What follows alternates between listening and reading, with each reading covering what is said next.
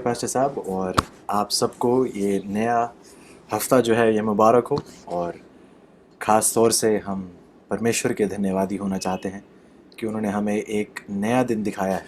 Bible हमें बताती है विलाप गीत की किताब में कि ये परमेश्वर की ही महिमा है, ये उसकी बल्कि कृपा और दया है कि हम हर दिन एक बार फिर देख पाते हैं। नहीं तो यदि परमेश्वर की ये कृपा ना होती तो हम कब के ख़त्म हो चुके होते।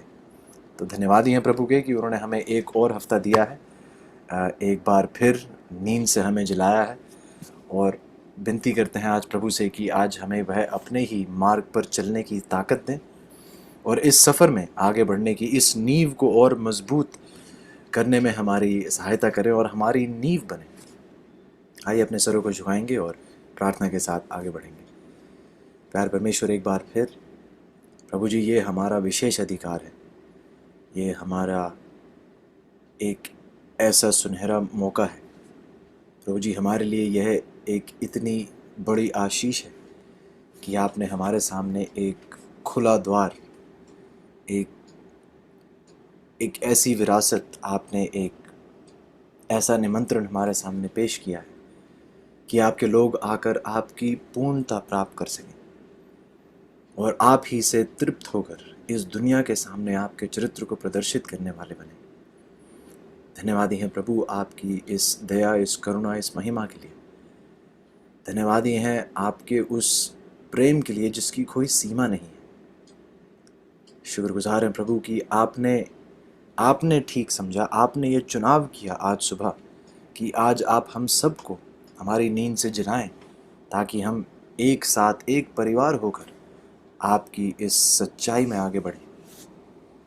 प्रभु जी, कल शाम हम पढ़ रहे थे कि हमें सिर्फ एक झुंड में इकट्ठा ही नहीं होना है, बल्कि आप चाहते हैं कि जब हम एक मन होकर आपके सामने प्रार्थना करें तो जो हम मांगेंगे, जब हम एक दूसरे के साथ एक मन होकर मांगेंगे तो प्रभु जी आप हमारी प्रार्थना का जवाब देंगे। तो विनती करते हैं प्रभु कि जैसे आप हमें प्रार्थना करना सिखाते हैं, आप हमें सिखा रहे हैं कि प्रार्थना में एक होना ज़रूरी है, सिर्फ प्रार्थना ही करना नहीं, प्रार्थना में एक होना भी ज़रूरी है।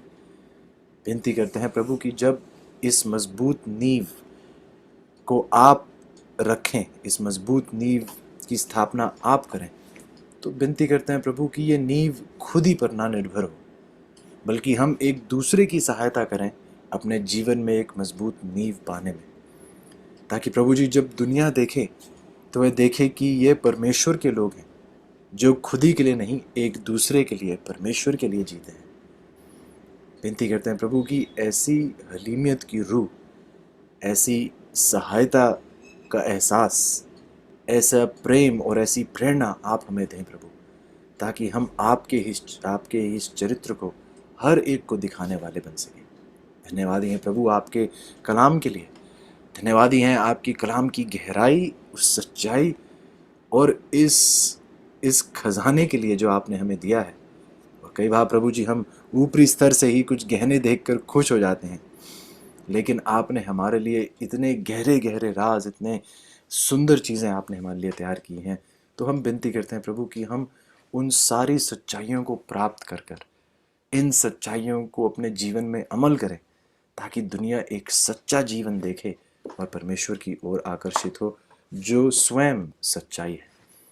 एक बार फिर प्रभु जी आपकी उस पवित्र आत्मा के लिए हम दरख्वास्त करते हैं कि आप हमारी अगुवाई कीजिएगा पवित्र आत्मा के द्वारा, हमें बढ़ाएं, हमें और मजबूत करें, ताकि हम सदा के लिए आप ही के गुणगान और आप ही का नाम दूसरों के सामने पेश करने वाले बन सकें। ये सारी आशीषें आपके प्यारे बेटे प्रभु यीशु के नाम से मांगते हैं, आमीन।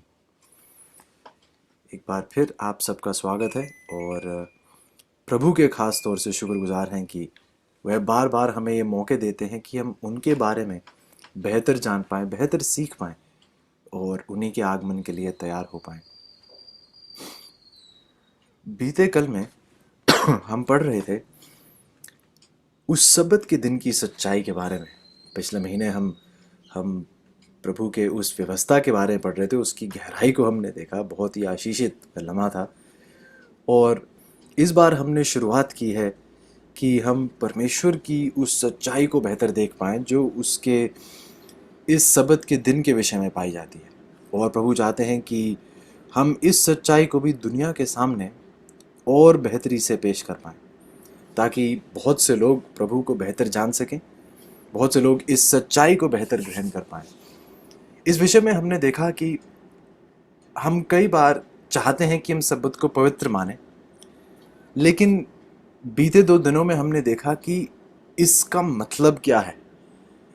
सबत के दिन को पवित्र मानने का मतलब क्या है? जब तक हमें पता ही नहीं है हम किस चीज़ को पवित्र मान रहे हैं, तब तक हम उसे किस हद तक पवित्र मान सकते हैं।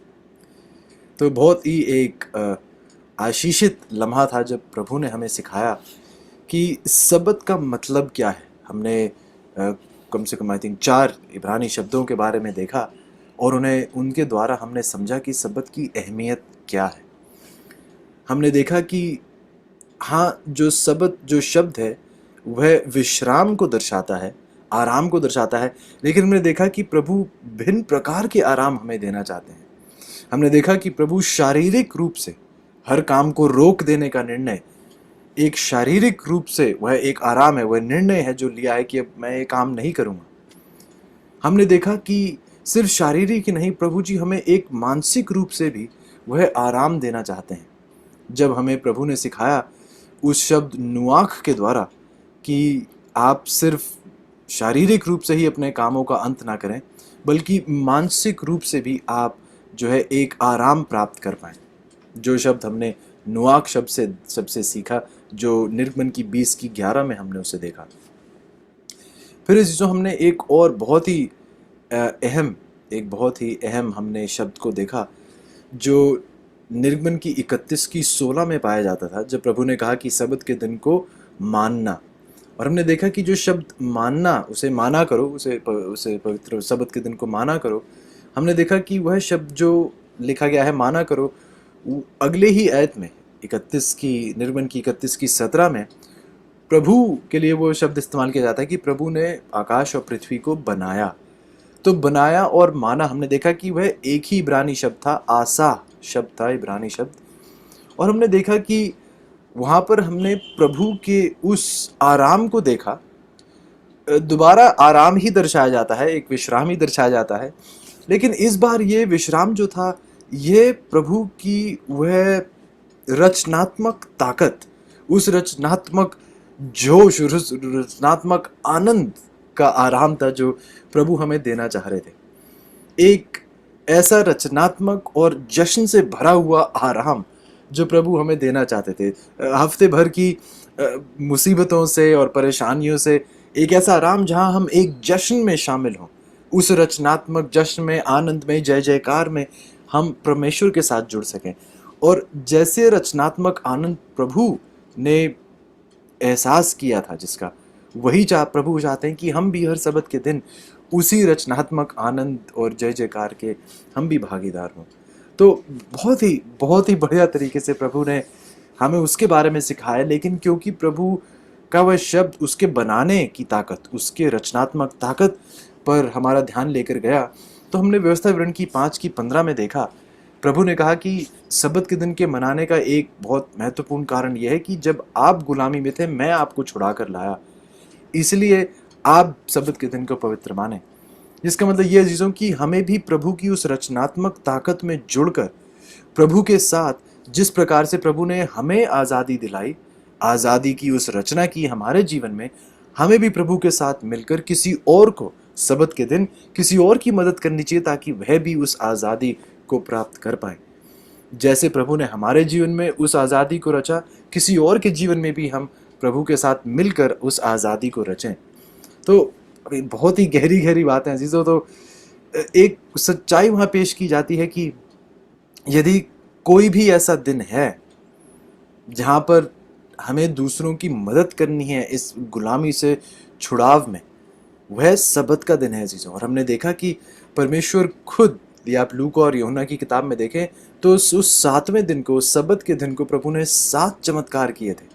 7 बार प्रभु ने, और बल्कि और भी किए होंगे, लेकिन बाइबल में 7 बार उन्होंने वहाँ जिक्र किया है कि प्रभु ने उस सबत के दिन लोगों को चंगा किया, लोगों को अपनी बीमारी से, उस शारीरिक रूप की किसी कमजोरी से प्रभु ने उनको आज़ादी दिलाई और रिहाई दिलाई। तो चीज़ों, आइए हमारी हमारे सबत की जो उपासना है, हमारे सबत के दिन की जो आराधना है, वह सिर्फ कलीसिया तक सीमित ना रहे। हम एक दूसरे के साथ मिलकर ही दुआ प्रार्थना में ना लगे रहें। सबत का दिन इसलिए भी है, जैसे प्रभु यीशु ने भी किया, वह सिर्फ आराधनालय में ही नहीं थे पूरे दिन, वह वहाँ से निकलकर दूसरों को चंगाई भी प्रदान करते थे, दूसरों के साथ समय बिताते थे, उनको रिहाई दिलाते थे। और हम भी, यदि हम सबत को पवित्र मानना चाहते हैं, तो ऐसा करना, सबत का पवित्र मानना है, इसके साथ जुड़ना, इसे सीखना बहुत ज़रूरी है। कुछ शब्दों का हमने प्रयोग देखा उस जश्न से भरे हुए आराम के जिक्र में। हमने कुछ शब्दों का जिक्र देखा जो हमने देखा कि प्रभु ने इस्तेमाल किए। भजन संहिता की 52 में हमने देखा, आज भी हम भजन संहिता की 52 में और गहराई से देखेंगे, क्योंकि भजन संहिता की 52 नहीं, भजन संहिता की 92 आई थिंक, पर फिर उसे दोहरा के देखेंगे।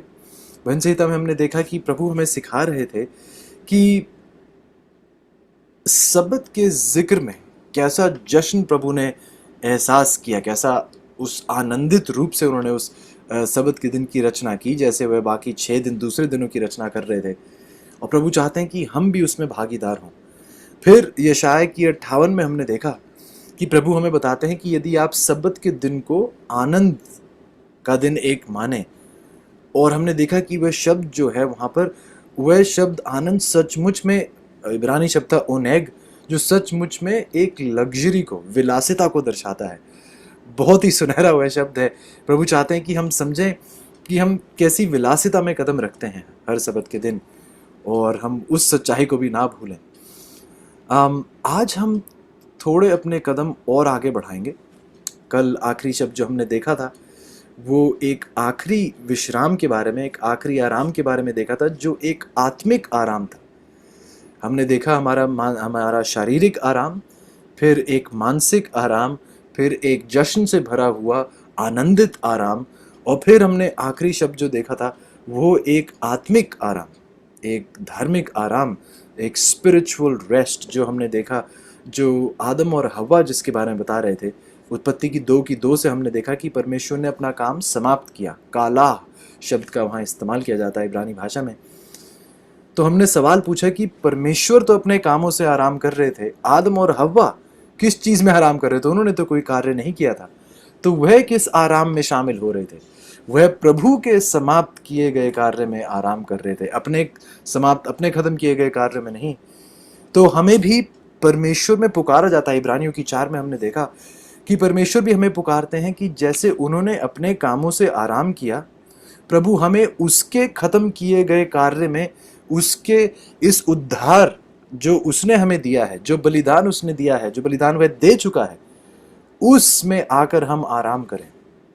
जो उद्धार वह हमें दे रहा है, हम उसमें आकर आराम करें। हम अपनी ही ताकत में, हम अपनी ही योजनाओं में, हम अपनी ही सामर्थ्य में, अपने ही पूरे किए गए कामों में, अपनी डिग्रीज और अपने अकम्पलिशमेंट्स में जो है हम आराम ना हम पाएं, उसमें घमंड हम ना करें। हम प्रभु के किए गए कार्य में आकर आराम करें। बहुत बहुत ही अहम वो सच्चाई हमने कल प्राप्त की।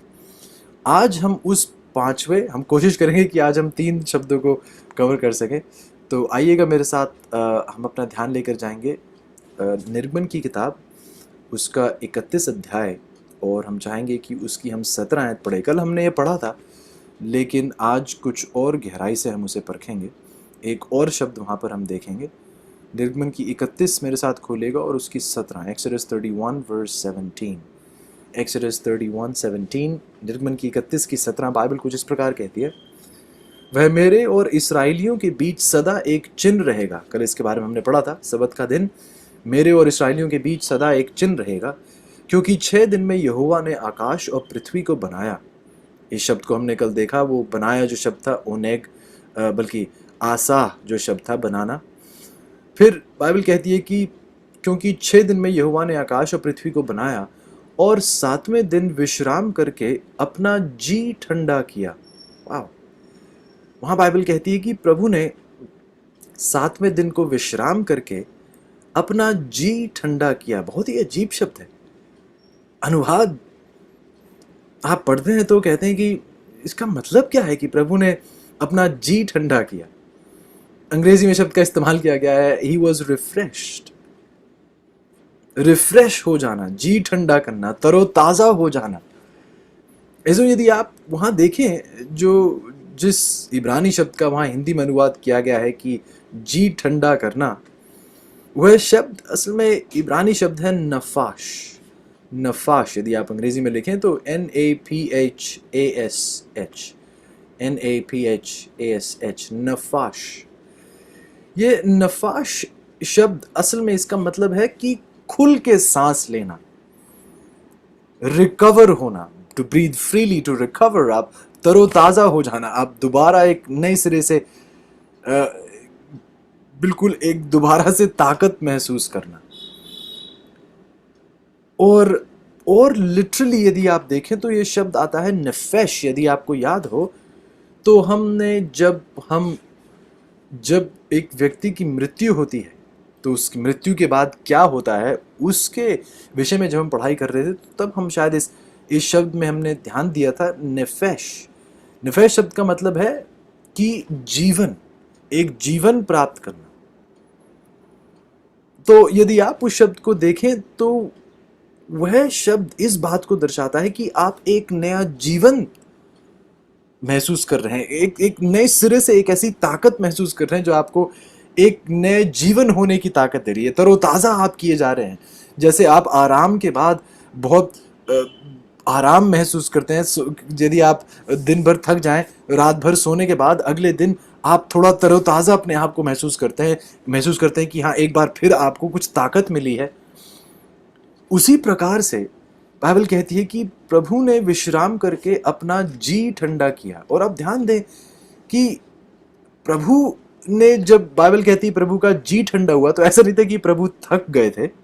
यशायाह की 40:28 एक बारी देखिएगा इसी सच्चाई में कि प्रभु अपने बारे में हमें क्या बताते हैं। यशायाह की किताब है, उसका 40 उसकी 28 आयत, यशायाह की 40:28, आइज़ाया 40:28, आइज़ाया 40:28 बाइबल कहती है, क्या तुम नहीं जानते, क्या तुमने नहीं सुना, यहोवा जो सनातन परमेश्वर और पृथ्वी भर का सृजनहार है, वह ना थकता ना श्रमित होता है, उसकी बुद्धि अगम है।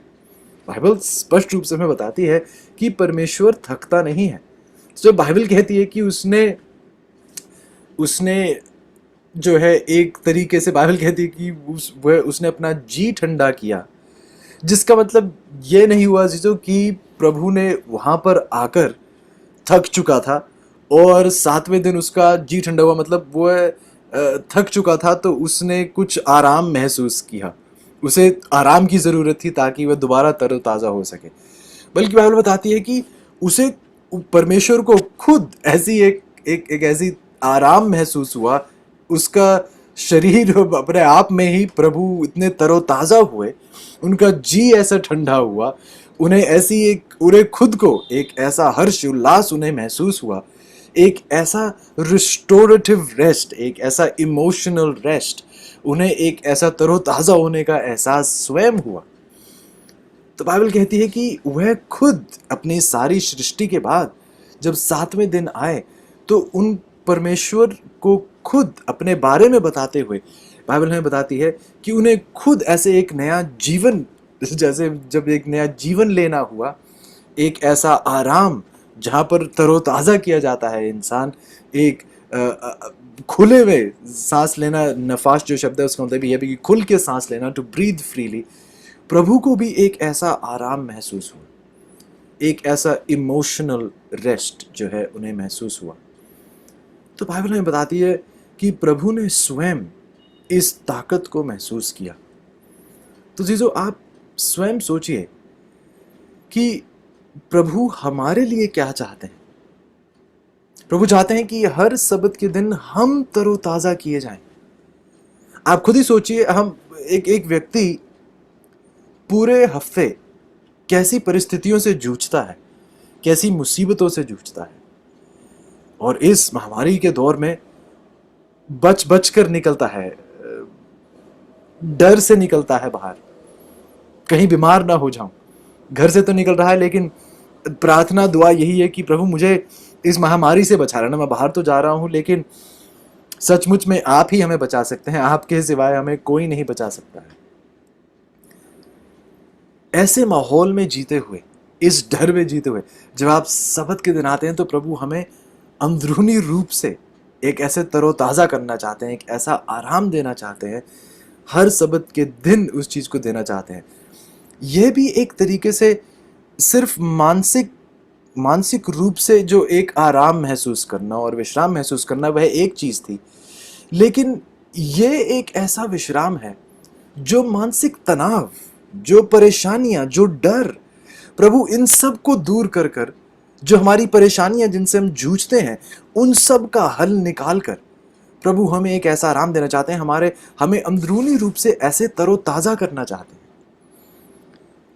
इसको समझने के लिए आइएगा मेरे साथ मत्ती की किताब उसकी 11, और ये बहुत ही एक अहम पदस्थल है जिस पर कई बार हमारा ध्यान नहीं जाता। हम जानते हैं इस पदस्थल को बहुत अच्छे से, लेकिन एक बार फिर इसके संदर्भ पर हमने ध्यान नहीं दिया है। आप शायद बार बार इस शब्द को मेरे से सुनते हैं कि संदर्भ में बाइबल की पढ़ाई करना बहुत ज़रूरी है। संदर्भ से जुदा बाइबल की कोई भी आयत, आप उसकी गहराई को नहीं परख पाते हैं, उसकी गहराई को आप नहीं पूर्णतः से समझ पाते हैं, क्योंकि संदर्भ में प्रभु कुछ उसकी सच्चाई को हमारे सामने पेश करते हैं। तो मत्ती की 11 की 29 देखिएगा आप मेरे साथ। मैथ्यू 11:29, मत्ती की 11 उसकी 29। बाइबल देखिए क्या कहती है। बाइबल, प्रभु यीशु के शब्द है, मेरा जुआ अपने ऊपर उठा लो और मुझसे सीखो, क्योंकि मैं नम्र और मन में दीन हूँ, और तुम अपने मन में विश्राम पाओगे, क्योंकि मेरा जुआ सहज और मेरा बोझ हल्का है। प्रभु यीशु के अपने शब्द हैं। जब प्रभु यीशु कहते हैं कि आप मेरे पास आए, क्योंकि मैं नम्र और मन में दीन हूं, और तुम अपने मन में विश्राम पाओगे, तुम अपने मन में विश्राम पाओगे। तो देखिए, प्रभु खुद ही कहते हैं कि आप अपने मन में, अपने जीवन में आप विश्राम पाएंगे। अंग्रेजी में लिखा है, you will find rest for your souls. यदि आप भजन संहिता की 23:3 में देखें, Psalm 23:3, भजन संहिता की 23:3, बाइबल देखिए क्या कहती है।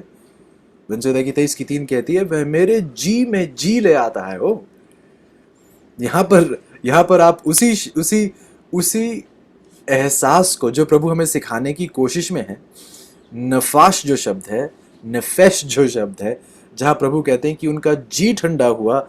भजन संहिता में देखिए दाऊद किस प्रकार लिखता है, कहता है कि वह मेरे जी में जी ले आता है, मेरे जीवन में जीवन जोड़ देता है, मेरे जी में एक ऐसा नया जीवन प्रदान करता है, ऐसे तरोताज़ा कर देता है।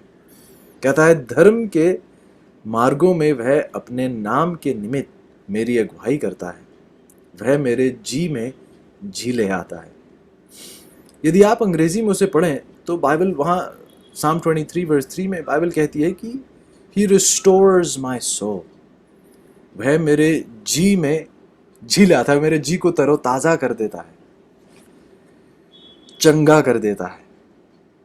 यदि आप उसको और गहराई से देखें तो यूनानी विचार में यदि आप इसको देखें कि वह मेरे जी को तरोताज़ा करता है, मेरे जी को चंगा कर देता है, मेरे मन को चंगा कर देता है, यदि आप उस विचार को यूनानी विचार में देखें तो अजीजों, यूनानी भाषा में यदि आप परखें तो जी जो मन है, सोल जिसे कहते हैं अंग्रेजी में, जो शब्द सोल है, जी है, मन है, उसे कहते हैं इब्रानी शब्द में वह शब्द है साइक, PSYCHE, साइक।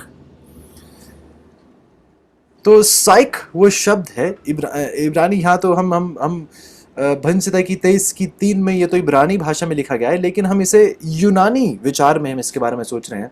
तो यूनानी भाषा में जी, सोल, मन जो शब्द है, वो यूनानी भाषा में शब्द है साइक, PSYCHE। और फिर जी में जी, मतलब जी को चंगा करना या जी को तरोताज़ा करना, उसे चंगा करना या नए सिरे से उसे ताज़ा करना, वह चंगाई का जो शब्द है वो यूनानी भाषा में यदि आप उसको देखें तो यूनानी भाषा में चंगा करना वह शब्द है इयाट्रिया, IATRIA, IATRIA। तो सोल जो शब्द है, ही रिस्टोर्स माई सोल अंग्रेजी में, मेरे जी को वह चंगा करता है। तो जी जो शब्द है वह है साइक, और चंगा जो करता है, चंगा, रिस्टोर, हील, ये शब्द है यूनानी भाषा में आयाट्रिया, इयाट्रिया। तो जी जो शब्द है वो है साइक, और चंगा करना वह शब्द है इयाट्रिया। यदि आप इन दो शब्द को देखें, साइक और इयाट्रिया, जी जो शब्द है वह है साइक, चंगा करना वो शब्द है इयाट्रिया। यदि आप इन दो शब्दों को जोड़ दें तो शब्द बनता है साइकियाट्रिया, साइकियाट्रिया। और साइकायट्री, जो जहां से हम अंग्रेजी शब्द मिलता है साइकायट्री, हिंदी में वह शब्द है मनोचिकित्सा। और जो एक साइकायट्रिस्ट होता है वो एक मनोचिकित्सक होता है। तो आप यदि ध्यान दें कि प्रभु हमें यहाँ सच में क्या सिखाने की कोशिश कर रहे हैं, तो आप देखते हैं कि एक मिनट, प्रभु कहते हैं कि एक मनोचिकित्सक के पास यदि हम जाएं, तो लोग एक मनोचिकित्सक के पास जाकर अपने मन की परेशानियां, जीवन भर में बचपन से जो उनकी मुसीबतें हुई हैं जिससे वह परेशान रहते हैं, वह जाकर आप देखते हैं कि वो उस मनोचिकित्सक के पास जाकर अपनी सारे ये बोझ, अपनी परेशानियां जिनसे वह जूझ रहे हैं, अपनी दिक्कतें, अपनी मुश्किलें, ये सब जाकर उस मनोचिकित्सक के सामने खोलते हैं। और फिर वह उन्हें बताता है कि आपको ऐसे सोचना चाहिए या वैसे सोचना चाहिए। लेकिन यदि आप ध्यान दें तो भजन संहिता की 23 में, मत्ती की 11 में प्रभु उसी विचार को हमारे सामने रखते हैं कि आप मेरे पास आएं, मैं आपके मनों को ठंडा करूंगा, मैं आपके मनों को वह विश्राम दूंगा।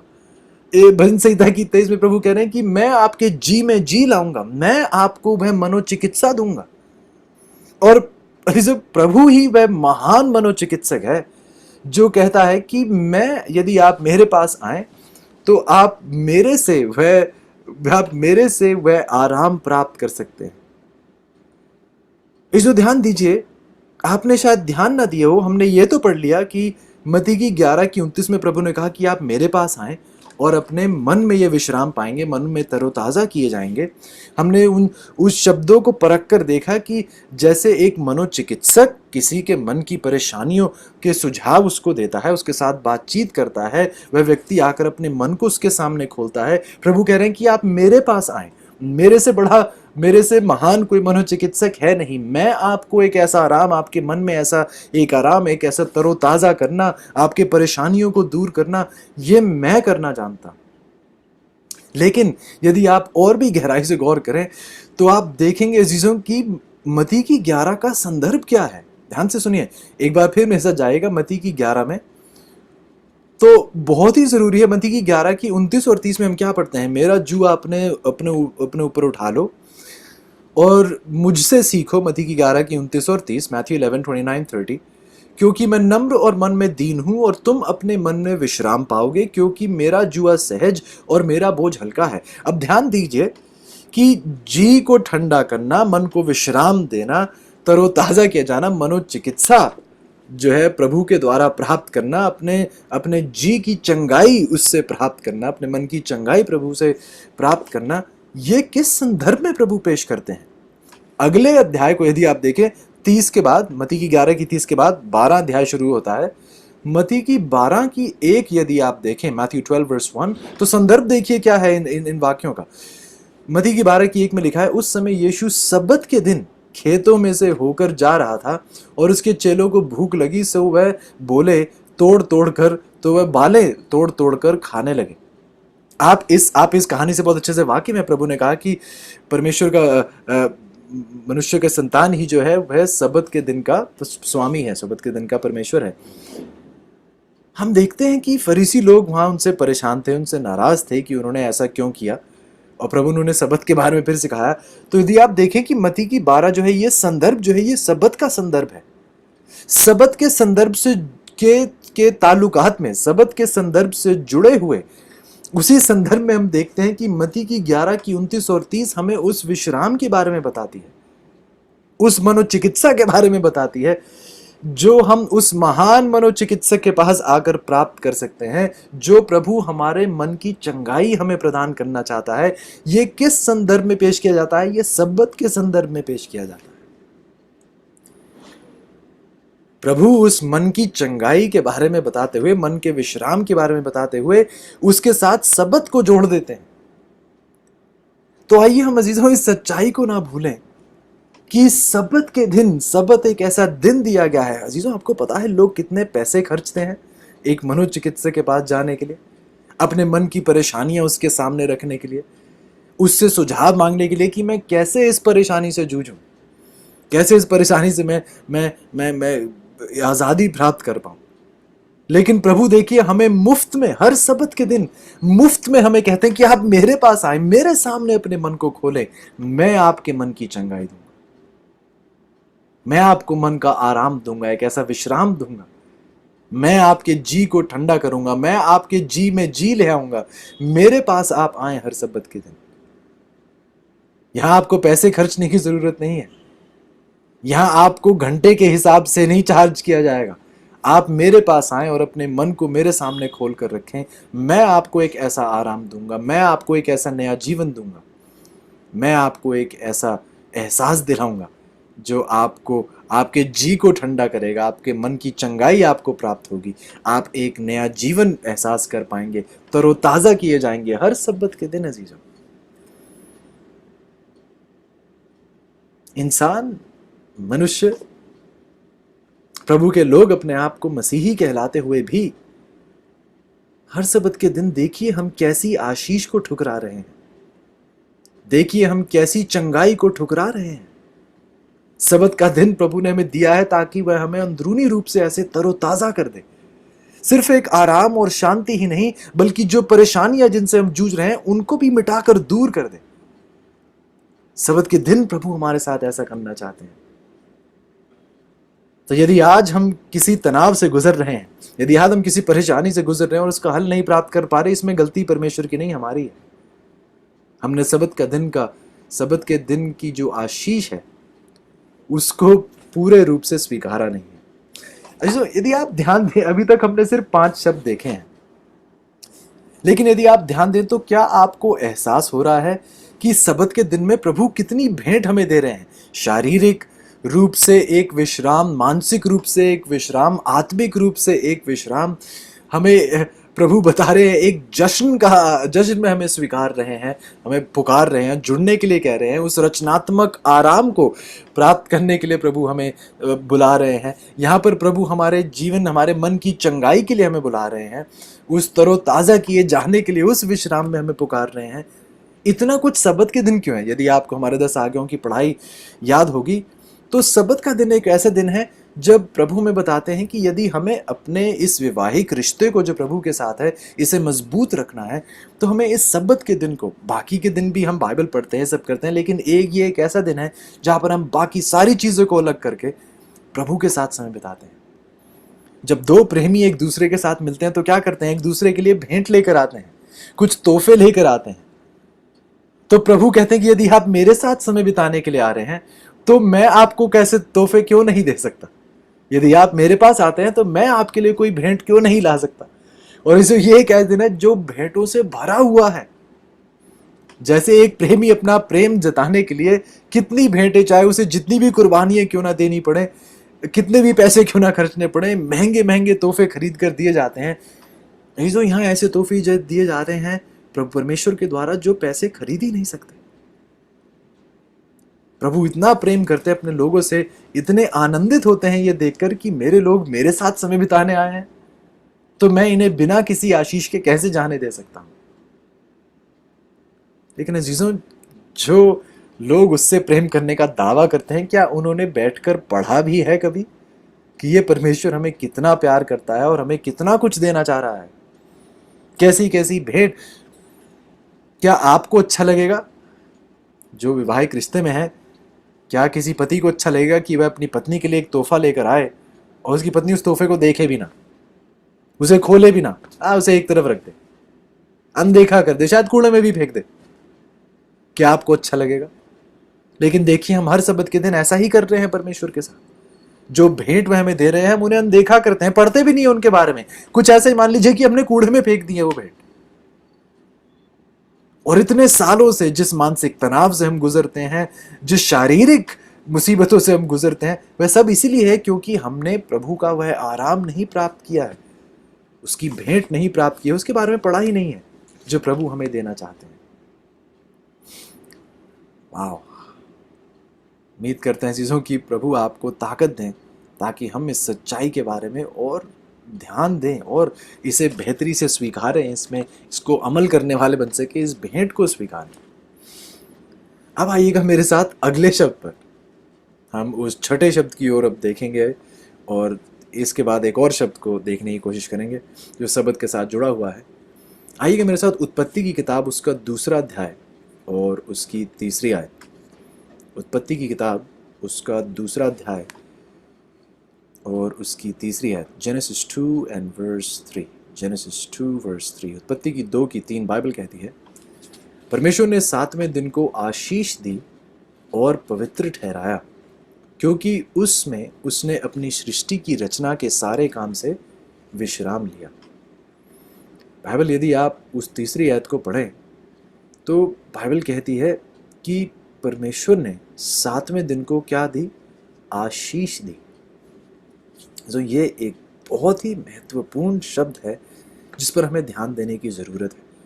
बाइबल कहती है प्रभु ने उस 7वें दिन को एक आशीष दी, एक ऐसी आशीष जो बाकी 6 दिनों पर नहीं थी। ये एक खास दिन था, ये 7वां दिन, जिसको परमेश्वर ने अपनी आशीष से भरा, इसको आशीषित किया इस दिन को। इब्रानी भाषा में वह शब्द है बराक। बराक, BARAK, बराक। प्रभु ने उस 7वें दिन को आशीष दी। यदि आप इब्रानी विचार में यदि आप सोचें तो बराक शब्द की गहराई को समझना बहुत जरूरी है। और एक ऐसी आयत है, प्रभु इब्राहिम से बात कर रहे हैं और इब्राहिम से बात करते हुए प्रभु हमें सिखाते हैं कि किसी चीज को, किसी व्यक्ति को आशीषित करने का मतलब क्या है। बहुत ध्यान से सुनिएगा, मेरे साथ जाइएगा इब्रानियों की किताब, उसका 12 अध्याय और उसकी 2 आयत। इब्रानियों नहीं, उत्पत्ति की किताब, उसका 12 अध्याय और उसकी 2 आयत। उत्पत्ति की 12 की 2, जेनेसिस 12 एंड वर्स 2। आइए हम पहली और दूसरी आयत देखेंगे, जेनेसिस 12 वर्स 1 एंड 2। उत्पत्ति की 12 की 1 और 2, बहुत ध्यान से सुनिएगा। यहोवा ने अब्राम से कहा, अपने देश, अपनी जन्मभूमि, अपने पिता के घर को छोड़कर उस देश में चला जा जो मैं तुझे दिखाऊंगा। 2 आयत, और मैं तुझसे एक बड़ी जाति बनाऊंगा, मैं तुझे क्या दूंगा? आशीष दूंगा। ध्यान से सुनिए, मैं तुझे आशीष दूंगा, तेरा नाम बड़ा करूंगा और तू आशीष का मूल होगा। 3 आयत कहती है, जो तुझे आशीर्वाद दें उन्हें मैं आशीष दूंगा, जो तुझे कोसें उन्हें मैं श्राप दूंगा, और भूमंडल के सारे कुल तेरे द्वारा क्या किए जाएंगे? आशीष पाएंगे। भूमंडल के सारे कुल तेरे द्वारा आशीष पाएंगे। 2 आयत में लिखा है, तू आशीष का मूल होगा, भूमंडल के सारे कुल तेरे द्वारा आशीष पाएंगे और तू आशीष का मूल होगा। 2 आयत में पहले तो प्रभु ने अब्राहम से कहा कि मैं तुझे एक बड़ी जाति बनाऊंगा और मैं तुझे आशीष दूंगा। प्रभु ने पहले अब्राहम से कहा कि मैं आपको आशीष दूंगा, और आशीष इसलिए दूंगा ताकि आप आशीष का मूल बने और आपके द्वारा भूमंडल के सारे कुल आशीष पाएंगे। मैं आपको आशीष इसलिए देता हूं ताकि आप दूसरों को आशीषित करने वाले बन पाए, आप आशीष का मूल बन पाए। ऐसे ध्यान से सुनिए, यदि आप गौर करें तो जब प्रभु किसी व्यक्ति को आशीषित करते हैं, किसी चीज को आशीषित करते हैं, तो प्रभु उस व्यक्ति को ऐसी सामर्थ्य से भर रहे हैं ताकि जो कार्य के लिए उसे पुकारा गया है उस कार्य को वह पूरा कर सके। मैं आपको आशीष दूंगा ताकि क्या? आप आशीष का बायस बन सके। मैं आपको आशीष दूंगा ताकि आपके द्वारा भूमंडल के सारे कुल आशीष प्राप्त कर पाएं, आपके द्वारा आशीषित हों। आशीष इसलिए नहीं दी जा रही ताकि आप स्वार्थ पे, ताकि आप खुद ही पर ये सारी आशीषें उंडेल दें और व्यर्थ कर दें। आपको आशीष इसलिए दी जा रही है ताकि आप आशीष का बाइस बने, आप दूसरों को आशीषित करें। इसलिए मैं आपको आशीष से भरपूर करूंगा। जब प्रभु किसी व्यक्ति को आशीषित करते हैं तो उसे ऐसी सामर्थ, प्रभु की आशीष एक ऐसी सामर्थ है जो उस व्यक्ति को उसका कार्य पूरा करने की एक ऐसी ताकत देती है। अजीजों, जिसका मतलब यह हुआ, जब परमेश्वर कहते हैं कि उन्होंने 7वें दिन को आशीषित किया, तो उन्होंने 7वें दिन को ऐसी सामर्थ से भरा। ओह, प्रभु ने उस 7वें दिन को ऐसी सामर्थ से भरा, ऐसी ताकत से भरा, ताकि उस दिन जो प्रभु के काम है उसकी सामर्थ में पूरे किए जा सकें, सबत अपना मकसद पूरा कर सके। ये 7वें दिन, जिस मकसद के लिए 7वें दिन को तय किया गया था, उसे उसकी स्थापना की गई थी, उस पूरे कार्य को ये सबत के दिन ये पूरा कार्य पूरा हो सके परमेश्वर के लोगों में। जो आशीषें हम देखते आए हैं, ये शारीरिक आराम और मानसिक आराम और तरोताजा किया जाना, ये सब प्रभु कहते हैं इस 7वें दिन में मैंने इसको आशीषित किया, इसको ऐसी सामर्थ से भरा है ताकि ये सारी चीजें मुकम्मल रूप से आपके जीवन में पूरी हो सके।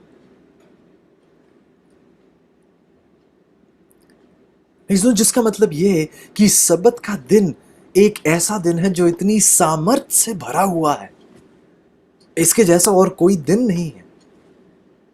क्या आप उस सामर्थ का एहसास कर रहे हैं? क्या आप उस सामर्थ से तरोताजा हो रहे हैं या नहीं? ऐसे तो जब आप हफ्ते के पहले दिन जब काम पर जाते हैं, सबत बिताने के बाद परमेश्वर के साथ सबत बिताने के बाद, क्या आप भी बाकी लोगों की तरह थके हुए आते हैं मंडे को और कहते हैं कि अरे बहुत थक गए, बहुत ही थकावट महसूस हो रही है, नींद आ रही है, बहुत ही कमज़ोर महसूस कर रहा हूँ? या फिर आप ऐसी ताकत में आते हैं, क्योंकि आपने एक ऐसी सामर्थ प्राप्त की है सबत के दिन, और आपके सहकर्मी आपसे पूछते हैं कि आप इतने जोशीले क्यों हैं, आप में इतनी ताकत कैसे? आपने ऐसा कि हमारी शायद सैलरी आपसे ज़्यादा है, हम तो यहाँ घूम कर आए, वहाँ घूम कर आए, लेकिन बहुत थकावट महसूस हो रही है। आपने ऐसा क्या किया था इस वीकेंड में? आप कहाँ थे? आप कहते हैं कि मैं परमेश्वर के साथ था, उसके आशीषित दिन में था, जो एक ऐसा दिन है जो उसकी सामर्थ से भरा हुआ है। मैं उस सामर्थ को प्राप्त करते आ रहा हूं, उसकी ताकत में मैं इस नए हफ्ते में आगे बढ़ रहा हूं। जिसका मतलब ये, यदि आज हम कमजोर हैं, हफ्ते के इस पहले दिन यदि आपको कमजोरी महसूस हो रही है, वह इसलिए क्योंकि आपने कल उसकी इस सामर्थ को प्राप्त नहीं किया। एक और भेंट ठुकराई गई। उस प्रेमी ने इस भेंट को तैयार किया था, एक तोहफे की तरह उसे अच्छे से लपेट कर हमारे सामने रखा था, लेकिन हमने उस भेंट को ठुकरा दिया। भजन संहिता में जाइएगा मेरे साथ, और भजन संहिता में इसी सच्चाई को, इस सामर्थ को, सबत के दिन की सामर्थ को भजन संहिता की 92 में देखेंगे हम। साम 92, भजन संहिता उसका 92 अध्याय, भजन संहिता का 92, साम 92, और हम देखेंगे 10 से 12 आयत। ध्यान दीजिए, कल मैंने आपको बताया था कि भजन संहिता की 92 जो है, ये पूरा का पूरा अध्याय सबत का एक गीत है, सबत के लिए एक गीत है। साम 92 is a song of the Sabbath. तो यदि आप इस सबत के जिक्र में भजन संहिता की 92 को पढ़ें, तो सबत की गहराई, उसकी अहमियत, उसकी सामर्थ के बारे में यहाँ बताया जाता है। उस आशीष को हमारे सामने बताया जाता है, बहुत ही सुनहरे रूप से हम देखते हैं इस सच्चाई को हमारे सामने लेखक रखता है। भजन संहिता की 92 की मैं चाहता हूँ हम 10, 11 और 12 पढ़े। ध्यान से देखिएगा। बाइबल कहती है, परंतु मेरा सींग तूने जंगली सांड का सा ऊंचा किया है, मैं टटके तेल से चुपड़ा गया हूँ, और मैं अपने द्रोहियों पर दृष्टि करके और उन कुकर्मियों का हाल मेरे विरुद्ध उठे थे सुनकर संतुष्ट हुआ हूँ। धर्मी लोग खजूर की नाई फूल फलेंगे और लेबानोन के देवदार की नाई बढ़ते रहेंगे। वाह, सिर्फ 3 आयतें हैं, लेकिन इन 3 आयतों की गहराई इतनी महत्वपूर्ण है। सबत का ये गीत है, और सबत के गीत में सबत से जुड़ी हुई ये बातें हमें यहाँ बताई जाती है। पहली बात 10वीं आयत में हम देखेंगे, हम 3 आयतों को परखेंगे आज। 10वीं आयत में पहली बात तो बाइबल कहती है कि परंतु मेरा सींग तूने जंगली सांड का सा ऊंचा किया है। जब आई थिंक जब आप यहाँ जंगली सांड पढ़ते हैं तो आई थिंक उस बैल की तरह आप एक किसी जानवर का एहसास करते हैं, लेकिन ये सचमुच में एक ऐसा जीव है जिसको अंग्रेजी में आइबेक्स कहा जाता है। आइबेक्स उसे अंग्रेजी में उस पशु को उसका नाम है आइबेक्स। और ये असल में एक सांड नहीं है, ये एक बकरी के समान है। ये जिस जंगली जानवर का यहाँ जिक्र किया जा रहा है, ये एक जंगली एक भेड़, एक बकरी के समान है। बल्कि आप यदि आइबेक्स IBEX अंग्रेजी में शब्द है, इसके आप वीडियो भी शायद यूट्यूब पर देख पाएंगे। एक आइबेक्स को आप देखेंगे कि एक स्नो लेपर्ड जो है उसके पीछे उसे भाग रहा है।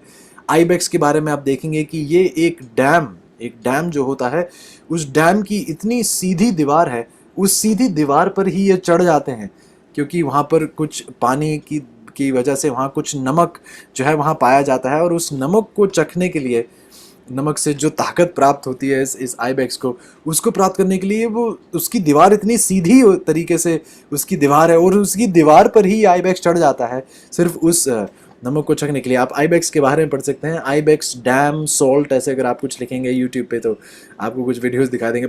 बहुत ही एक ऐसा जानवर जो इतने बढ़िया तरीके से जानता है कि कहाँ कदम रखने हैं। पहाड़ी भी जब इतनी स्थिर, इतनी एक ऊंची, इतनी सीधी एक पहाड़ी हो जिसका इंक्लाइन इतना स्टीप हो, उस पहाड़ी पर भी जब जंगली जानवर जैसे एक स्नो लेपर्ड उसका पीछा करे, तो उस आइबेक्स को पता है हर पत्थर कहाँ कैसा है और उसे कहाँ कैसे कदम रखना है। और इतनी तेज गति से उस पहाड़ी की चढ़ाई पर इतनी तेज गति से आगे पीछे उबड़ खुबड़ पत्थरों में भागना, ये जंगली पशु जो है कर पाता है।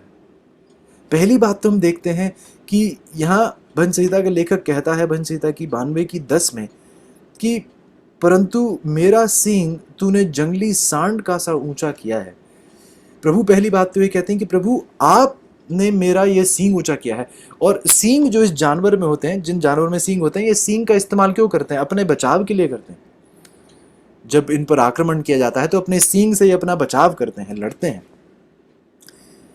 तो ध्यान दीजिए कि लेखक यहाँ कहता है भजन संहिता का 92, भूलिएगा नहीं, संदर्भ इस गीत का क्या है कि यह सबत का गीत है। सबत से जुड़े में, सबत के ताल्लुकात में देखिए ये कहता है कि आपने मेरा सींग जो है ऊंचा किया है, आपने मेरा बचाव, आपने इन अदर वर्ड्स वह ये कह रहा है कि प्रभु आपने मेरा बचाव किया है। जैसे एक जंगली जानवर अपने सींग को इस्तेमाल कर अपना बचाव करता है, सबत के दिन आपने मेरा बचाव किया है। प्रभु आप मेरी विजय बन पाए हैं, आप ही ने मुझे ऊंचा उठाया, जैसे उस सींग को ऊंचा किया है, आपने मुझे ऊंचा किया है। सबत के दिन भूलिएगा नहीं। यदि एक ऐसा दिन है जहां प्रभु आपकी वह ताकत बनते हैं, आपके बचाव की ताकत बनते हैं, तो प्रभु कहते हैं कि ये सबत के दिन प्रभु ऐसा आपके जीवन में करना चाहते हैं। फिर कहा जाता है कि उस जंगली सांड की तरह, जो आइबेक्स जो है जंगली जानवर है, वो जंगली जानवर जब इसके पीछे आक्रमण हो रहा होता है किसी और बड़े जानवर के द्वारा, तो ये कितने बढ़िया तरीके से, कितनी सुंदरता से, यदि आप देखें, आप सचमुच में आप बिल्कुल आश्चर्यचकित रह जाएंगे जिस सुंदरता से ये जानवर उस पहाड़ी के ऊपर नीचे ऐसे भागता है, जैसे इसे याद है कि कहाँ कैसे कदम रखना है ताकि मैं गिरूं नहीं, क्योंकि ये पहाड़ी इतनी सीधी है, थोड़ा सा भी गलत कदम रखा तो कितनी बुरी तरीके से जानवर गिर सकता है। लेकिन हम देखते हैं कि ये कितनी सुंदरता से, कितने बेहतरीन संतुलन से कहीं सही जगह कदम रखकर अपने आप को वहां से निकाल लेता है, मुश्किल से बाहर निकाल लेता है। इस ध्यान दीजिए कि प्रभु हमें बता रहे हैं कि सबत के दिन भी परमेश्वर के लोग जो हैं, परमेश्वर से ऐसी सामर्थ प्राप्त कर पाते हैं, ताकि जैसे इस जंगली जानवर का संतुलन है इस पहाड़ी के ऊपर खतरे से बचने के लिए, ठीक उसी प्रकार एक मसीही व्यक्ति प्रभु के द्वारा एक ऐसा आत्मिक संतुलन प्राप्त करता है, एक ऐसी आत्मिक सुंदरता प्राप्त करता है, और लोग आश्चर्यचकित रह जाते हैं कि देखिए मसीही लोग कैसे मुश्किलों से, तनाव से, परेशानियों से, परिस्थितियों से देखिए कितनी सुंदरता से निकलकर, कैसे आत्मिक संतुलन रखते हुए ये कैसे इन परेशानियों से निकलते हैं। सबत के दिन प्रभु हमें ऐसी सामर्थ्य देना चाहते हैं। सबत का दिन ऐसी सामर्थ्य से भरा हुआ है। आगे यदि आप भजन की 92 की 10 पढ़े, साम 92:10, आगे कहता है, मैं टटके तेल से चुपड़ा गया हूं, बहुत बेहतरीन तेल, द फाइन ऑयल, मैं उससे जो है चुपड़ा गया हूं। ऐसे यदि आप लूका की 10 की 34 में देखें तो यहाँ इस तेल से चुपड़े जाने का मतलब और थोड़ा बेहतरीन तरीके से हमें बताया जाता है। लूका की 10 की 34 में जाइएगा मेरे साथ आप, लूका की किताब उसकी 10 की 34, लूका की 10 की 34, लूक 10:34, लूक 10:34। आपको याद होगा कि एक व्यक्ति जो है चोरों के बीच पड़ा, उसने उसे मार पीट कर उसे वहाँ छोड़ दिया। ये समारिया का व्यक्ति था, he was a Samaritan. Bible लूका की 10 की 34 में कहती है, जब एक व्यक्ति आया उसके पास, जब वो समैरिटन उसके पास आया, इस व्यक्ति के पास जो इतना मारा पीटा गया था, बाइबल कहती है लूका की 10 की 34 में, उसके पास आकर उसके घावों पर तेल और दाखरस डालकर पट्टियां बांधी और अपनी सवारी पर चढ़ाकर सराय में ले गया और उसकी सेवा टहल की। ध्यान से दीजिएगा, ध्यान दीजिएगा कि बाइबल कहती है लूका की 10 की 34 में, उसने उसके पास आकर उसके घाव पर क्या किया? तेल और दाखरस डाला। तेल का इस्तेमाल अजीजों घाव पर भी किया जाता था। तो बाइबल यहाँ कहती है, जब आप भजन संहिता की 92 की 10 पढ़ते हैं तो भजन संहिता की 92 की 10 में बाइबल बताती है कि मैं टटके तेल से, मैं बहुत बेहतरीन जो फाइन ऑयल है, मैं उससे चुपड़ा गया हूं। तो संदर्भ देखिए, पहले तो जंगली सांड के सींग जो है, जैसे आपने उसे ऊंचा किया, आपने मुझे ऊंचा किया है, और फिर कहता है मैं टटके तेल से चुपड़ा गया हूं। जब आप ऐसी मुश्किलों से, ऐसे परेशानियों से, जब ये जंगली आइबेक्स जो है उस पहाड़ियों की खाइयों से और उसके उबड़ खुबड़ से, जब इन सारी जगहों से वह भाग रहा है खतरे से, तो हम सोच सकते हैं कि कहीं उसे कोई खरोच आई होगी, कहीं उसे कोई चोट आई होगी, कहीं कोई घाव हुआ होगा। तो बाइबल कहती है कि मैं फिर उस टटके तेल से चुपड़ा गया हूं। जैसे उस समैरिटन ने जिस व्यक्ति जिसे चोट लगी थी उसके घाव में तेल और दाखरस डाला। अजीजों, जब हम भी हफ्ते भर की परेशानियों से निकल कर आते हैं, प्रभु हमें पिछले सबत से हमें वह सामर्थ्य देते हैं इस जंगली आइबेक्स की तरह, ताकि हम भी परेशानियों से उस आत्मिक संतुलन के द्वारा, उस आत्मिक सुंदरता में, हम उस ताकत में, जब हम भी शैतान की इन सारे आक्रमण से बचकर निकलें, तो कहीं हमारे भी दिल पर कहीं कोई घाव होता है, हमें भी कहीं चोट पहुंची होती है। और प्रभु सबत के दिन जैसे उस समैरिटन ने उस व्यक्ति जिसको चोट लगी थी उसके घाव में तेल और दाखरस डाला, प्रभु हमें भी इस सबत के दिन हमारे उन घाव जो हमारे दिलों पर पड़े हैं, जो आपके मन पर घाव हैं, प्रभु उन घावों को अपने उस तेल से, अपनी जो तेल पवित्र आत्मा को दर्शाता है, अपनी उस पवित्र आत्मा से आपके उस तेल, आपके उस घाव का ख्याल रखना चाहते हैं प्रभु, आपको वह चंगाई देना चाहते हैं प्रभु सबत के दिन। जो देखिए हम कैसी आशीषें हम अपने जीवन से बेदखल कर रहे हैं। भजन संहिता की 92 की 11 आगे कहती है, साम 92:11, बाइबल कहती है, और मैं अपने द्रोहियों पर दृष्टि करके उन कुकर्मियों का हाल मेरे विरुद्ध उठे थे, सुनकर संतुष्ट हुआ हूं।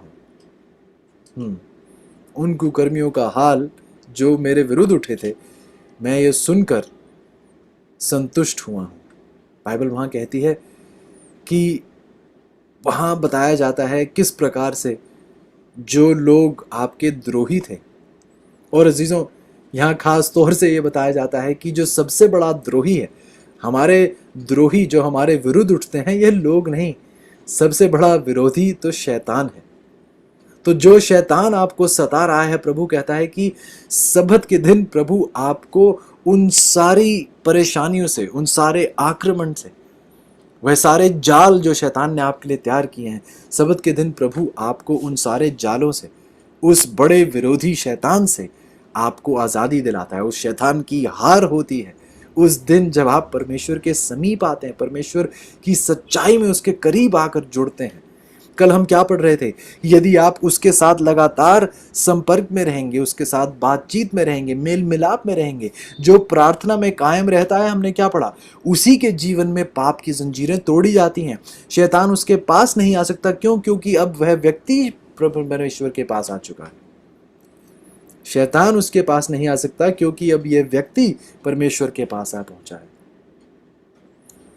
सब्त के दिन प्रभु हमें बताते हैं कि वह हमें एक ऐसी आशीष देना चाहते हैं जहां सिर्फ हमारा बचाव ही नहीं प्रभु बनते, हमें बचाते ही नहीं है, हमारे घाव को भी चंगा करते हैं। जो वो विद्रोही शैतान है उसको भी हार दिलाते हैं, आपको उससे भी आगे बढ़ाते हैं। लेकिन फिर 12 आयत देखिएगा, पंचेता की 92 की 12, साम 92:12, बाइबल कहती है, धर्मी लोग खजूर की नाई फूले फलेंगे। वाह! धर्मी लोग खजूर की नाई फूले फलेंगे। वाह! यदि आप मिडल ईस्ट कभी, यदि आप में से लोग गए होंगे तो वहाँ खजूर उगाए जाते हैं, और खजूर एक बहुत ही बढ़िया फल है अजीज़ों। मुझे बहुत अच्छे लगते हैं खजूर बहुत ही एक बढ़िया फल है। चीनी इस्तेमाल करने के बजाय यदि आप खजूर को एक मीठे के तौर पर आप इस्तेमाल करें, खजूर बहुत मीठे होते हैं और बहुत ही पोषण से भरे होते हैं। उन्हें यदि आप मिडल ईस्ट जाएं तो वहाँ पर उन्हें एक खजूर के पेड़ को एक आशीषित पेड़ भी कहलाया जाता है, ए ब्लेसेड ट्री। और एक खजूर का पेड़, ध्यान से सुनेगा जीजों, एक खजूर का पेड़ एक सीजन में कम से कम 272 किलो के खजूर पैदा कर सकता है। एक खजूर का पेड़ एक सीजन में कम से कम 272 किलो का फल पैदा कर सकता है। इतनी सामर्थ, इतनी ताकत से भरा होता है ये पेड़। और आप जानते हैं कि कैसा माहौल होता है मिडल ईस्ट में, बहुत रेगिस्तान जैसा माहौल है, बहुत कम पानी, लेकिन फिर भी इतनी मुश्किलों के बीच भी ये खजूर का पेड़ जो है इतनी ताकत से जो है बढ़ता चला जाता है और फलता फूलता रहता है। जिस मुश्किल माहौल में ये खजूर का पेड़ इतने फल उगाता है, प्रभु हमें कहते हैं कि सब्त के दिन यदि आप आएं तो आप भी परमेश्वर से ऐसे फलने की क्षमता, ऐसे फलने की सामर्थ प्राप्त करते हैं, ताकि जहां परेशानियां भी क्यों ना हो, मुश्किल दौर से भी आप क्यों ना गुजरे हो, चाहे महामारी ही क्यों ना हो, ऐसे दौर में भी हम उस खजूर के पेड़ की तरह जो एक सीजन में 272 किलो का फल रहा है, इतने मुश्किल दौर में भी प्रभु हमें भी मुश्किलों के बीचों बीच प्रभु में फलने की, प्रभु के फल फलने की ताकत ऐसी देंगे कि हम भी धार्मिकता के फल फलते हुए प्रभु के साथ जुड़ते हुए पाए जाएंगे। वाह! 12 आयत आखिर में कहती है कि लबानोन के देवदार की नाई बढ़ते रहेंगे। सेडर, अंग्रेजी में सेडर कहा जाता है, देवदार उसे हिंदी में उसका अनुवाद है। लेबनान में यदि आप देखें तो वहाँ पे देवदार होते हैं, बड़े पेड़ होते हैं। और यदि आप इस पेड़ों को देखें, इन पेड़ों को पहाड़ों का राजकुमार भी कहा जाता है, Prince among the trees of the mountain. पहाड़ों के जो पेड़ हैं, उन पेड़ों के बीच उन पेड़ों का राजकुमार भी कहलाया जाता है ये पेड़ जो देवदार है। और एक बहुत अहम चीज़ है इस पेड़ के बारे में, जो देवदार का पेड़ है, पहली बात तो ये कि इसमें एक बहुत अच्छी सुगंध होती है। सेडर्स की जो होती है एक बहुत अच्छी फ्रेग्रेंस होती है, एक बहुत अच्छी सुगंध इनमें होती है। और दूसरी बात, इनकी लकड़ी इतनी मजबूत होती है क्योंकि इनकी लकड़ी में ही कुछ ऐसा होता है, अंग्रेजी में उसे एक रेजिन कहा जाता है। उस लकड़ी में ही एक ऐसी पदार्थ होती है जिसे कीड़े खा नहीं पाते हैं। लकड़ी में ही एक ऐसी सामर्थ होती है, एक ऐसी चीज होती है, एक ऐसी पदार्थ होती है जिसकी वजह से कीड़े उस पेड़ को खा नहीं पाते हैं, उसको नष्ट नहीं कर पाते हैं। ऐसे देखिए बाइबल वहां क्या कह रही है भजन की 92 की 12 में, कि परमेश्वर के लोग लबानोन के देवदार की नाई बढ़ते रहेंगे। पहली बात तो ये कि प्रभु कहते हैं कि यदि आप मेरे साथ उस शब्द की सामर्थ्य में जुड़ेंगे तो आप प्रभु की सुगंध प्राप्त कर पाएंगे, प्रभु की फ्रेग्रेंस को। जैसे एक इत्र की सुगंध होती है, प्रभु आपको एक ऐसी पवित्रता की सुगंध देंगे ताकि आप जहां कहीं भी जाएं उस पवित्रता की सुगंध को आप लोगों के बीच फैलाएं। लेकिन उसी के साथ साथ जैसे एक देवदार का पेड़, उसे कीड़े नष्ट नहीं कर पाते, आप भी पाप के द्वारा नष्ट नहीं किए जाएंगे, प्रभु की सामर्थ्य में आप खड़े होंगे। ऐसे हमने सिर्फ 3 आयतें देखी हैं और सिर्फ 3 आयतों में ही शब्द के जिक्र में, शब्द के संदर्भ में प्रभु ने हमें कितना कुछ सिखा दिया है। वह हमारे बचाव की ताकत बनता है, हमें ऊंचा उठाता है, वह हमारे घाव पर वह मलहम लगाता है, वह तेल उस पर लगाता है। शैतान जो विद्रोही हमारा है उसको हराता है, उसे हमारे जीवन से दूर करता है, हमें उस खजूर के पेड़ की तरह आत्मिक उन्नति में और आत्मिक फल फलने की क्षमता और सामर्थ्य देता है, और शैतान के द्वारा नष्ट किए जाने से हमारा बचाव करता है। सब्त के दिन की यह आशीष है अजीजों, सब्त के दिन हम ऐसी आशीषें प्राप्त कर सकते हैं। और जब प्रभु किसी चीज को आशीषित करते हैं, किसी व्यक्ति को आशीषित करते हैं, तो उसे सामर्थ्य से भरते हैं ताकि वह उस कार्य को पूरा कर सके जिसके लिए उसे रचा गया था। वाह! क्या आप इस सामर्थी विश्राम को प्राप्त कर रहे हैं प्रभु से या नहीं? क्या आप प्रभु के द्वारा दी जा रही जो ये सामर्थ्य है, क्या आप इसे प्राप्त कर रहे हैं या नहीं? बहुत अहम एक सवाल है। आखिरी शब्द आज देखेंगे खत्म करने से पहले। आखिरी शब्द में हम जाएंगे जो पाया जाता है उत्पत्ति की 2। बहुत ही बढ़िया ये आखिरी शब्द बहुत ही सुनहरा है। उत्पत्ति की 2 की 3 देखिएगा। पहले भी हम इस आयत में जा चुके हैं, एक बार फिर जेनेसिस 2 वर्स 3, जेनेसिस 2 वर्स 3, उत्पत्ति की 2 की 3। बाइबल कहती है, और परमेश्वर ने 7वें दिन को आशीष दी और पवित्र ठहराया। परमेश्वर ने 7वें दिन को आशीष दी और पवित्र ठहराया, क्योंकि उसमें उसने अपनी सृष्टि की रचना के सारे काम से विश्राम लिया। पहले हमने देखा उस शब्द आशीष को, बराक। अब हम देखेंगे उस अगले शब्द को, जब बाइबल कहती है उसने उसको पवित्र ठहराया, उसने उसको पवित्र ठहराया। जो पवित्र शब्द है इब्रानी भाषा में वो शब्द है कदाश, QADASH, कदाश। कदाश शब्द है इब्रानी भाषा में जिसको हिंदी में जिसका अनुवाद किया गया है पवित्र ठहराना। ऐसो कदाश शब्द का मतलब ही ये है किसी चीज को पवित्र करना, किसी चीज या किसी व्यक्ति को पवित्र करना। सवाल मेरा ये है आपसे कि परमेश्वर किसी चीज को पवित्र किस प्रकार बनाते हैं, ये सवाल है। बाइबल यहां कहती है कि परमेश्वर ने 7वें दिन को पवित्र ठहराया। परमेश्वर किसी चीज या किसी व्यक्ति को पवित्र कैसे करते हैं, किसी चीज को पवित्र कैसे किया जाता है? आइए ये सच्चाई बहुत स्पष्ट रूप से हम देखते हैं निर्गमन की 3 में। निर्गमन की 3 में आप कहानी से बहुत अच्छे से वाकिफ हैं। Exodus 3 and verse 2, Exodus 3 verse 2 through 5। निर्गमन की 3 की 2 से 5 हम पढ़ेंगे। निर्गमन की 3 की 2 से 5।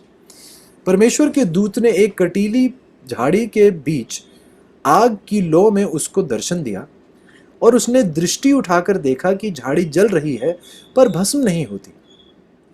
तब मूसा ने सोचा कि मैं उधर फिर के इस बड़े अचंबे को देखूंगा कि वह झाड़ी क्यों नहीं जल जाती।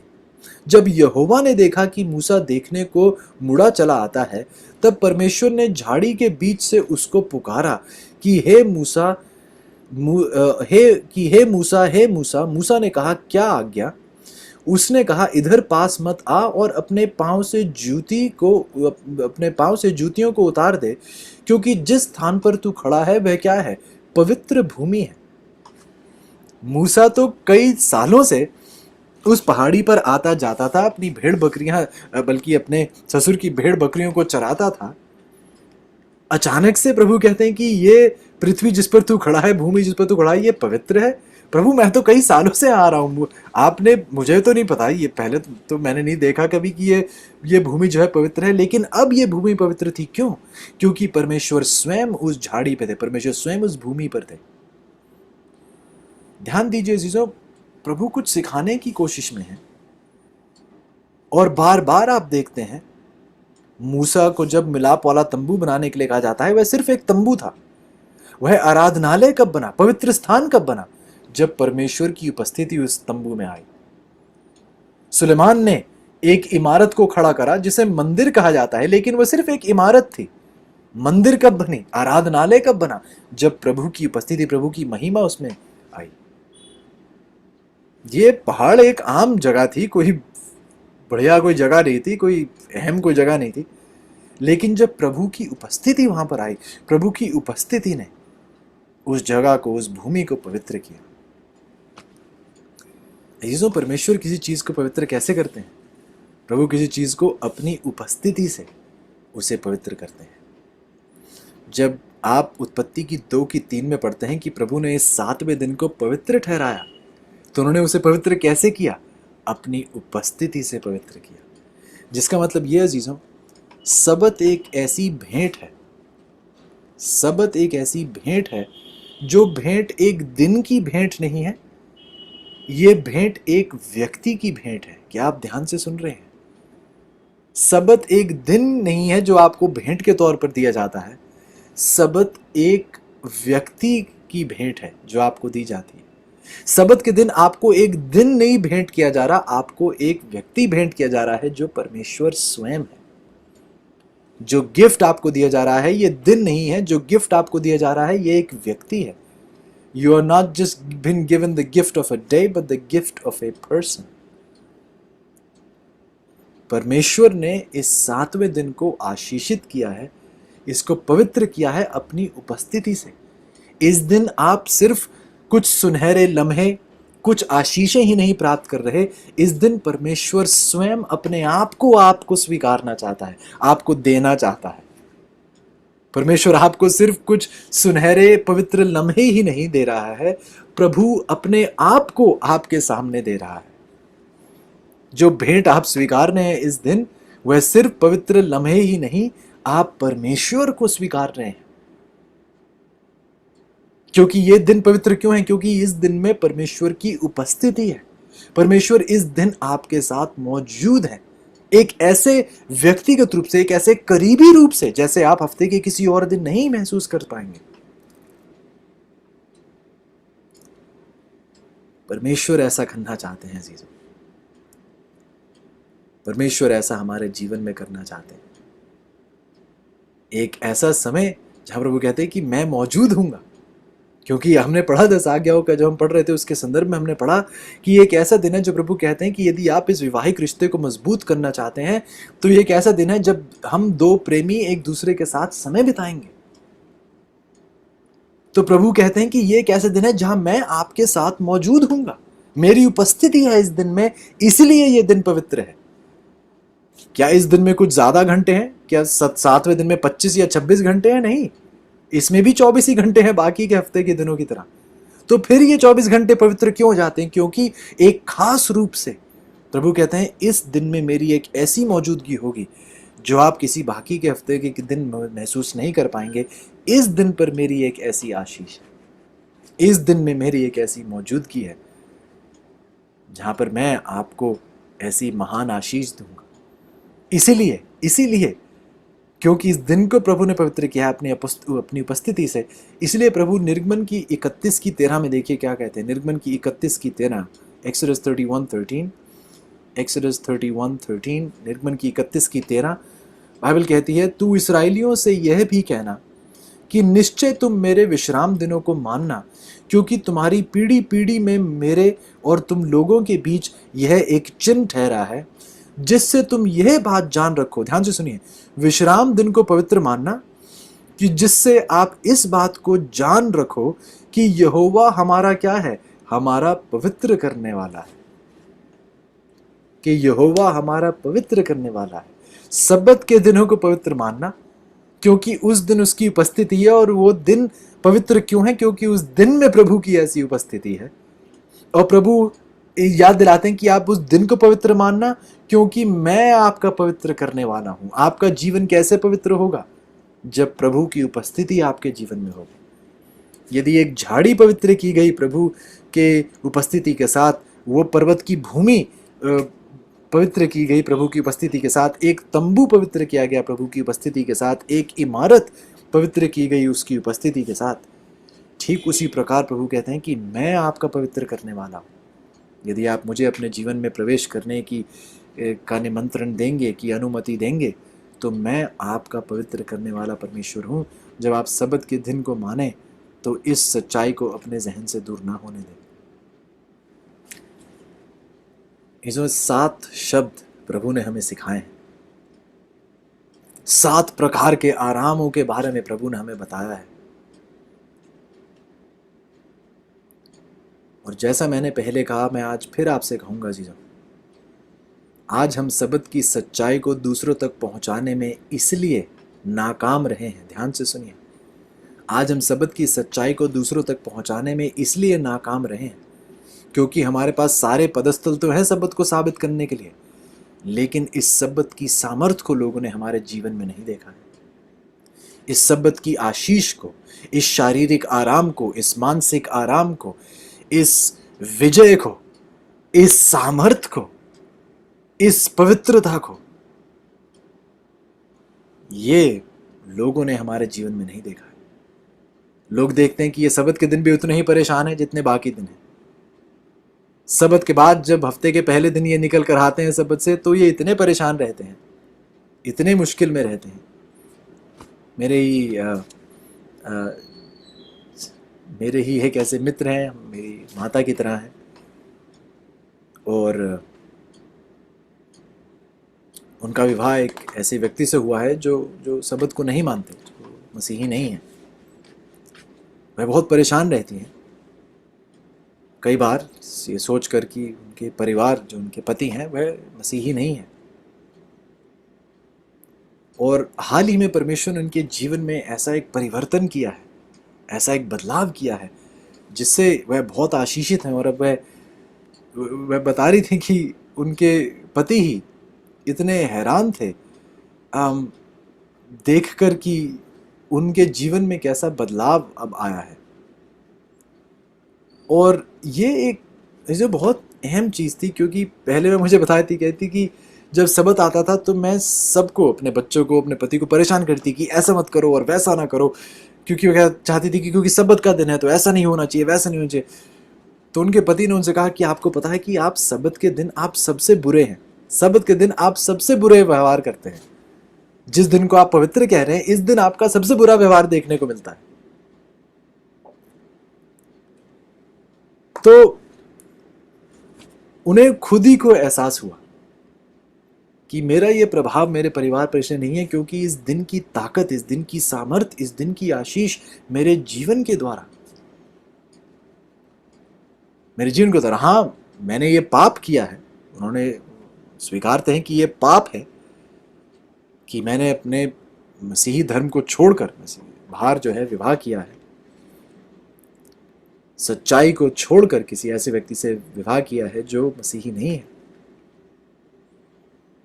अब ये एहसास करते हुए भी उन्हें ये भी एहसास है कि यदि मुझे अपने परिवार को सच्चाई की ओर आकर्षित करना है तो वह सच्चाई मेरे जीवन में दिखाई देनी चाहिए। तो जीजों, आप और मैं जितने भी पदस्थल निकाल कर लोगों के सामने रखें, सबसे महान जो परमेश्वर ने हमें तरीका दिया है, जो जरिया दिया है, वह हमारा अपना जीवन है। इससे बड़ी कोई गवाही नहीं है जीजों हमारे जीवन में। इससे बढ़कर, बल्कि एक परिवर्तित जीवन से बढ़कर और कोई चमत्कार भी नहीं है। मुर्दों को जी उठाना यह भी इतना बड़ा चमत्कार नहीं है जितना एक परिवर्तित जीवन है। और प्रभु चाहते हैं कि इस दिन की सामर्थ पहले हमारे जीवन में महसूस हो, पहले हम परमेश्वर के द्वारा इन आशीषों को प्राप्त कर पाएं, ताकि दुनिया देखने वाली बन सके कि सचमुच में इस दिन के बारे में कुछ महत्वपूर्ण है। मेरी आपसे यही विनती है जीजों कि आप इस सबत की आशीष को हम देखा ना करें। और जो हमने पढ़ा है, मेरी आपसे खास विनती है कि आप बार बार जाकर इस पाठ को दोहराएं, इसे और गहराई से पढ़ें और दूसरों के साथ बांटना ना कभी छोड़ दें। दूसरों को भी सिखाएं कि इसकी सच्चाई की गहराई क्या है और अपने जीवन में उस सच्चाई को दूसरों के सामने प्रकाशित करें। यदि आप ये स्वीकारते हैं, इन आशीषों को स्वीकारते हैं, और उम्मीद करता हूं कि आप आगे आने वाले सबत के दिन की तैयारी में लगेंगे और परमेश्वर से प्रार्थना करेंगे कि उनकी दी हुई भेंट को आप स्वीकार कर पाएं और उन्हीं में आप बढ़ पाएं। यदि ये आपका निर्णय है तो आइए प्रार्थना में साथ जुड़ेंगे और परमेश्वर से विनती करेंगे कि वह हमारी अगुवाई करें कि हम उनकी भेंट को अनदेखा ना करें। उनसे माफ़ी मांगें कि इतने सालों से इस सबत की भेंटें जो उन्होंने हमारे लिए तैयार की हैं, हम उन्हें ठुकराते आए हैं। हम आगे आते हुए दिनों में ऐसा ना करें। आइए, यदि हो सके तो घुटनों के बल आइएगा, प्रार्थना करेंगे।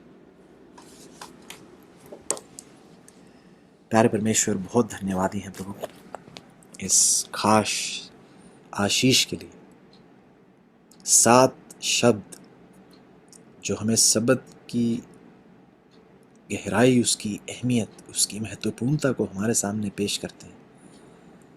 7 शब्द जो हमारा सबत के नज़रिए को बिल्कुल बदल देते हैं।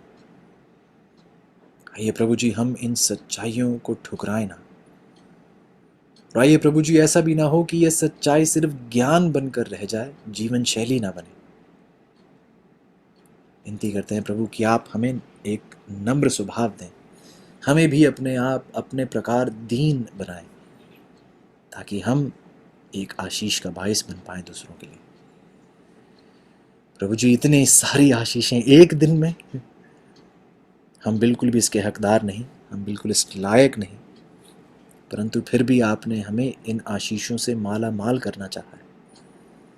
विनती करते हैं प्रभु कि हम एक हलीमियत की रूह रखते हुए आपके करीब आएं और इन आशीषों को स्वीकारें, ताकि हम आप में बढ़ें, आप में चलें, आप हम में बने रहें, हम आप में बने रहें, ताकि दुनिया देखने वाली बन सके कि हम परमेश्वर के चुने हुए लोग हैं।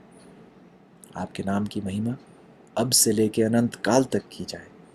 धन्यवादी हैं प्रभु ऐसे असीमित, एक ऐसे प्रेम के लिए जो बयान नहीं किया जा सकता। धन्यवादी हैं प्रभु ऐसी प्रतिबद्धता के लिए जैसी आपके लोगों के प्रति है। धन्यवादी हैं प्रभु इन सारी आशीषों के लिए। ये सब कुछ हम आपके प्यारे बेटे प्रभु यीशु के नाम से मांगते हैं, आमीन।